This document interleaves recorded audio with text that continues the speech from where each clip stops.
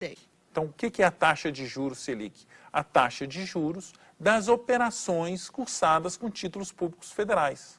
E por que ela é importante? Porque a taxa de juros Selic é considerada a taxa básica da economia. O que é a taxa básica? É aquela menor taxa de juros possível de se operar no sistema. A menor taxa de juros que se encontra no sistema, que geralmente é uma taxa de juros para quem faz grandes transações. E o que é a importância dela? Ela, por ser a taxa básica, é a partir dessa taxa que vão se formar as demais taxas de juros na economia brasileira. Então, quando se tem uma taxa básica, é aquela taxa que o banco vai captar. Então, as pessoas, as empresas, quando forem fazer alguma operação, quando forem captar dinheiro, elas vão conseguir pegar empréstimo a uma taxa de juros acima da Selic. Por quê?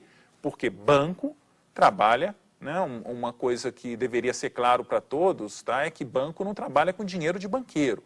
O banco trabalha captando dinheiro dos poupadores e emprestando a quem vai pegar dinheiro emprestado. Então, o banco ele é um intermediário financeiro. Então, o banco geralmente consegue pegar dinheiro à taxa Selic. Então, quando ele empresta a uma taxa acima da Selic. Então, quando a taxa Selic altera, aumenta ou diminui, significa que as demais taxas da economia também devem aumentar, se a taxa de Selic aumentou, ou diminuir, se ela reduziu. Então, você tem um impacto na economia. E qual a importância disso? Quando o Banco Central atua sobre a taxa Selic, aumentando a taxa Selic, por exemplo, significa que ele está diminuindo a liquidez da economia.